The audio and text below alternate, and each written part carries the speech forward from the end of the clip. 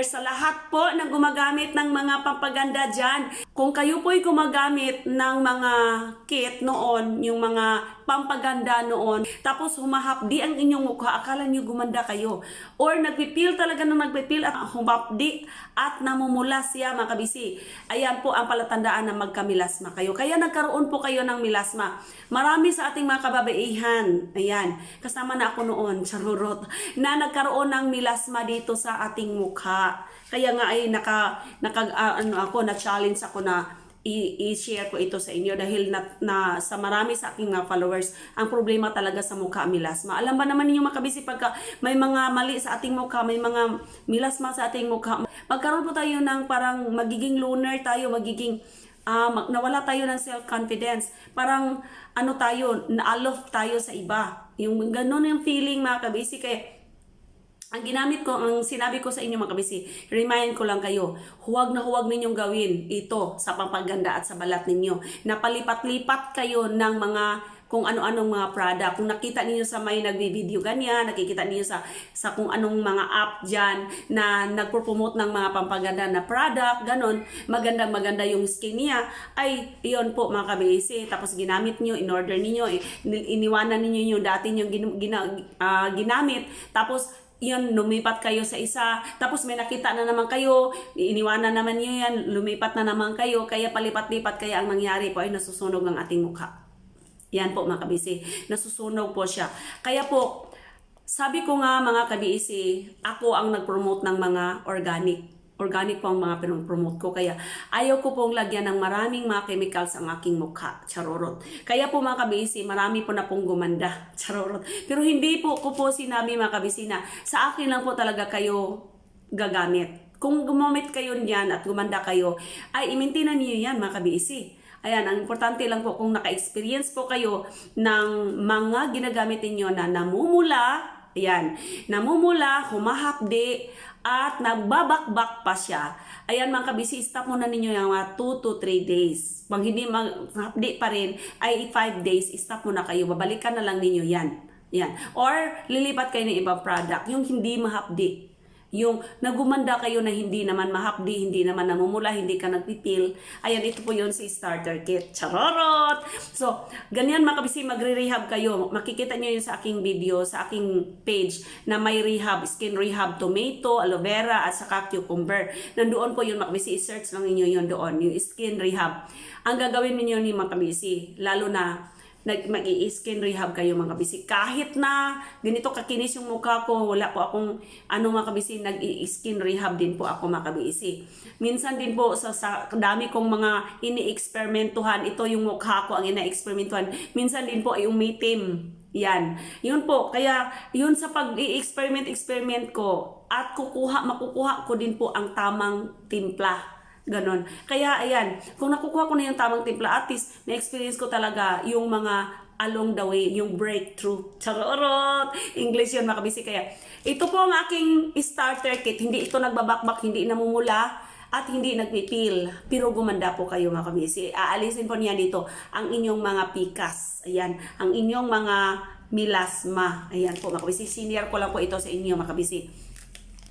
Manufactured in the Philippines for Sister Sonia BEC. Paano po ito gamitin? Ito po ang unang gamitin, yung ating sabon. Bula lang po mga kabisi. Pagkatapos na punasan natin, ito naman si toner. Yan po ang pagkasunod-sunod mga kabisi, si toner. One stroke lang. Ibig sabihin one stroke, one ganyan lang. Hindi po natin talagang idiin, ganyan. At huwag na huwag ninyong ang sabon na i-overnight. Hindi ko nga ipagamit ng ang sabon mga kabisi kahit alam kong mild ito. Hindi ko ito ipagamit ng direct na ipahid sa mukha. Maliban na lang mga kabisi sa mga ginawa kong sabon. Pwede yun ipahid natin sa mukha kasi talagang alam na alam ko yun na wala po talagang chemicals doon. Yan. So, kaya mga kabisi, ito po talaga, mayroon po talagang konting chemicals. Starter nga eh. Yan mga kabisi. Kaya mag-ingat tayo dito sa mga ginagamit natin kahit hindi sa akin, kahit iba. Kaya ang sabon na Kojic po talaga ay pampaputi po talaga siya. Oo. Papaya po siya ang komposisyon mga kabisi, pero talaga pong mag-ingat tayo dahil dapat po talaga ay bula lang sa pagsabon natin. Pagkatapos toner, 1 stroke, tapos ito po si tomato serum. Una 1, pangalawa toner, pangatlo si serum. Si serum hayaan natin na tumutuyo siya ng kanya. Yung kusa siyang matuyo. Ganon. Hayaan natin mga kabisi na matuyo si toner. Saka po tayo maglagay ng day cream, sunblock, day natin yan na cream or night cream sa gabi. Sa day cream mga ka-BAC, dapat po naglagay tayo ng anti-melasma. 30 minutes after naglagay tayo dito sa sunblock. Ito po yun si anti-melasma mga ka-BAC na bagong packing natin si anti-melasma. Hindi na po siya pink. Naubusan na po ako ng pink mga ka-BAC kaya ito na pong white. Pero ang laman nito mga ka-BAC pareho lang din ang kulay. O mga ka-BAC, ganun lang din ang kulay ng ating anti-melasma. Ayan po. So, ganyan po yan. Gamit ko po ito mga ka-BAC. Ayan. So, ito po si anti-melasma 30 minutes after naglagay tayo ng sunblock dito sa ating starter kit. Ito po talaga unlimited retouch foundation, BB cream, at of course anti-melasma. Siya po ang nagpo-protect sa mga free radicals na dumadapo sa ating mga balat, charurot. Kaya napakaganda po ni anti-melasma. Lagyan natin ng vitamins ang ating mga mukha. Huwag nating hayaan ang ating mga mukha na unang tumanda kaysa ating mga edad. Pagkatapos ng nagamit tayo ng starter kit, lahat po na gumagamit ng mga Rejuve set. Ayan, sabihin ko na sa inyo mga kasi ito po yung hindi ninyo narinig sa iba. Sa akin lang ninyo narinig ito. Ayan, pag kayo po'y gumagamit ng may starter kit or rejuvenating kit, lalo na po yung toner niya ay exfoliant or kung ano basta rejuvenating set mga kabisi, 3 weeks lang po siya. Kahit sa akin po, 3 weeks ko lang po ipagamit. 3 weeks lang. Pagkatapos ng 3 weeks, kahit naubos siya or hindi siya naubos, stop po tayo. Bakit mag-stop tayo? Kasi hindi natin pwedeng i-prolong ang paggamit ng mga starter or rejuvenating set. Ganon. 3 weeks lang gamitin. Pagkatapos ng 3 weeks, mag-rest tayo ng 5 to 7 days. Wala na tayo gagamitin, hindi na tayo magamit muna. Exip lang dito at saka sa sunblock. Ito lang gagamitin natin forever and ever. So wala ka na po, hindi ka na po magpupulbo, ito lang po talaga at napakadami pong laman dito mga kabisi. Ayan.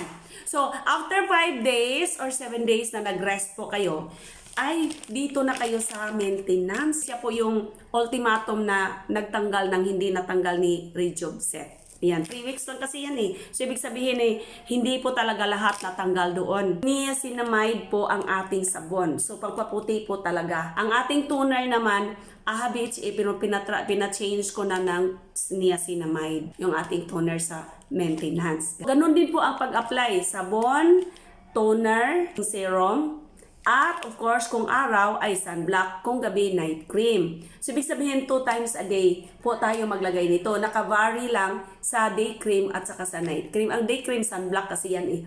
Basta sa sunblock mga ka-BAC, after 30 minutes, lagay po kayo ng anti-melasma. Siya po kasi nagpo-protect. Iyan.